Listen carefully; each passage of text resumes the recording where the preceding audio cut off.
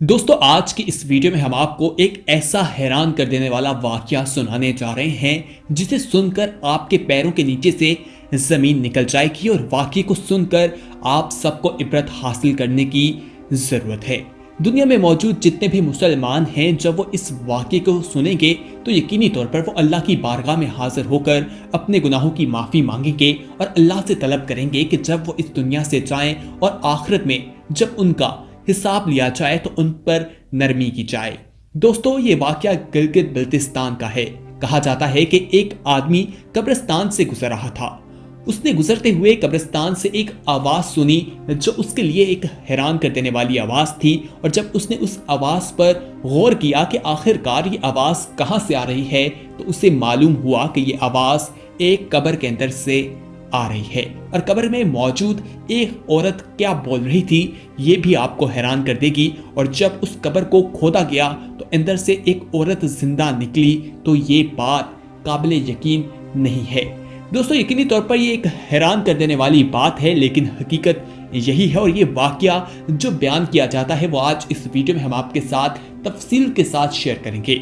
जब हमने इस वाकये के बारे में सुना तो हमें भी इस पर यकीन ना आया, लेकिन जब इस वाकये की तह में जाते हैं जो सबक इससे सीखने को हमें मिलते हैं तो उनको सीख कर इंसान को इबरत हासिल कर लेनी चाहिए और अल्लाह ताला से माफ़ी मांगनी चाहिए और अपने गुनाहों पर अल्लाह ताला के आगे शर्मिंदा होना चाहिए। और अल्लाह ताला की ज़ात अपने बंदों को माफ़ करने वाली है, यकीनी तौर पर वो अपने बंदों को माफ़ करती है, इसलिए इंसान को सच्चे दिल के साथ तौबा करनी चाहिए। इससे पहले कि हम इस वाकये की तरफ जाएं, यहाँ पर हमारी आपसे एक छोटी सी रिक्वेस्ट है कि अगर आपने अभी तक हमारा चैनल सब्सक्राइब नहीं किया तो फौरन सब्सक्राइब कीजिए, साथ ही बेल आइकॉन पर क्लिक करें ताकि मजीद आने वाली वीडियोस जो हम वक्तन फवक्तन आपके लिए इस चैनल पर अपलोड करते हैं वो आपको वक्त पर मिलती रहें और आप उनसे मुस्तफीद होते रहें।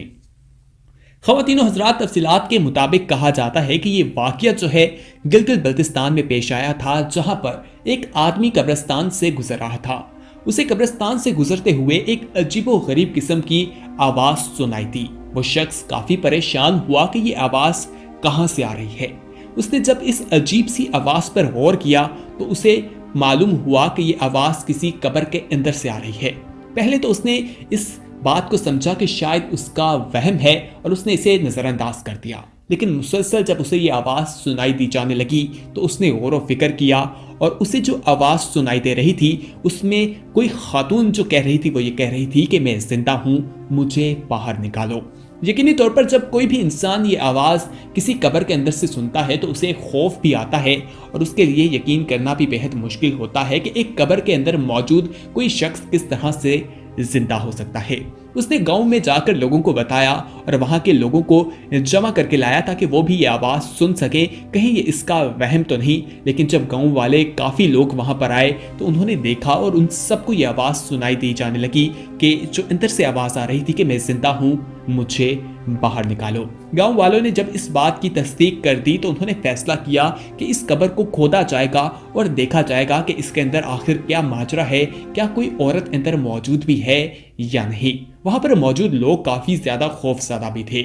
उसकी खुदाई शुरू करने लगे तो उनके जहन में आया कि पहले इमाम मस्जिद के पास जाना चाहिए और उनसे जान लेना चाहिए कि इस्लाम इस बारे में क्या कहता है, क्या इस्लाम में इस चीज़ की इजाज़त है भी या नहीं। वो इमाम मस्जिद के पास गए और उन्हें सारा वाकया सुनाया। जब इमाम मस्जिद ने सारा माजरा सुना तो उन्होंने कहा कि इसमें कोई मसलहत नहीं है, आप इसको खोल सकते हैं। उन्होंने फतवा जारी कर दिया कि अगर आपको यकीन है कि कब्र के अंदर कोई चीज़ जिंदा है, कोई खातून या मर्द जिंदा है जो पुकार रहा है, तो आप इसे खोल कर देख सकते हैं कि आखिर माजरा क्या है। जब इमाम मस्जिद ने फतवा दे दिया तो उसके बाद उस कब्र को खोदा गया और जब वो कब्र खोदी गई तो लोगों के लिए एक हैरान कर देने वाली बात थी कि अंदर एक औरत मौजूद थी।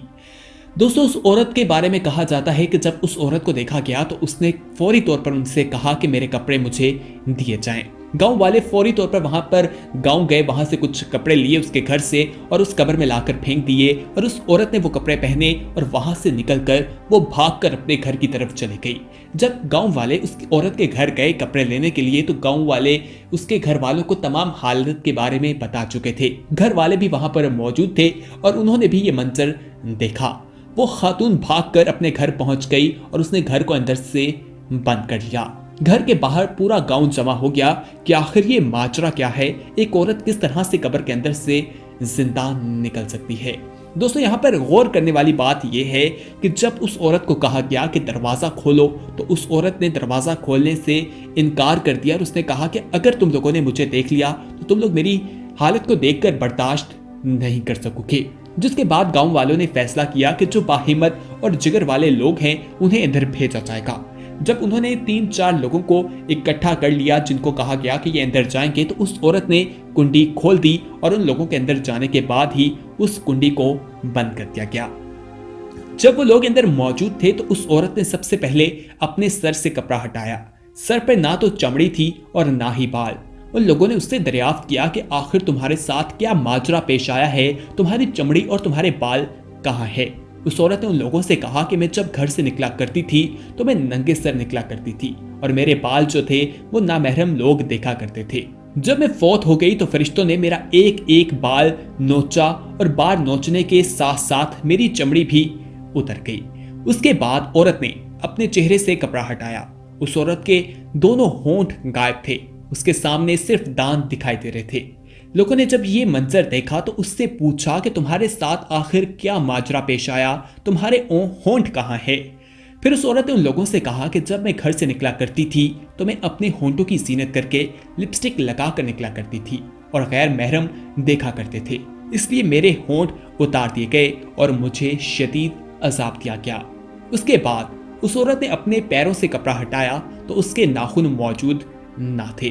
تو لوگوں نے اس سے پوچھا کہ آخر تمہارے ناخنوں کے ساتھ کیا ہوا؟ تو اس عورت نے ان سے جواب دیا کہ جب میں غیر محرم مردوں کی طرف جایا کرتی تھی تو ان پر نیل پالش لگایا کرتی تھی۔ جب غیر محرم میرے ناخن دیکھتے تو فطری طور پر ظاہری بات ہے کہ ان کے دل میں میرے لیے دلچسپی پیدا ہوتی تھی۔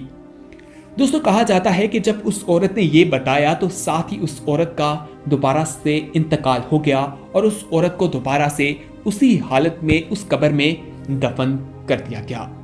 جب یہ واقعہ سنائی دیتا ہے تو ہر انسان اللہ تعالیٰ سے توبہ کرتا ہے، اس کے لیے ایک عبرت کا مقام ہے، اور وہ اللہ تعالیٰ کی بارگاہ میں حاضر ہو کر معافی مانگتا ہے کہ اے اللہ تو نے ہم سب کو پیدا کیا ہے اور ہم سب بہت گنہگار ہیں، ہم سب کو معاف کر دے۔ دوستو کہا جاتا ہے کہ اس خاتون کے واقعے کے بعد گاؤں میں موجود جتنے بھی لوگ تھے جنہوں نے اسے اپنی آنکھوں سے دیکھا یا آگے دوسرے لوگوں کو بتایا، تو انہوں نے اللہ تعالیٰ کی بارگاہ میں حاضر ہو کر اپنے گناہوں کی معافی مانگی اور اللہ تعالیٰ سے کہا کہ ہم ایسا دوبارہ نہیں کریں گے۔ اور یہ وہاں پر موجود لوگوں کے لیے اور پوری انسانیت کے لیے ایک عبرت کا مقام ہے۔ اللہ تعالیٰ نے یہ انسانوں کو بتایا ہے کہ انسان نے زندگی کس طرح سے گزارنی ہے۔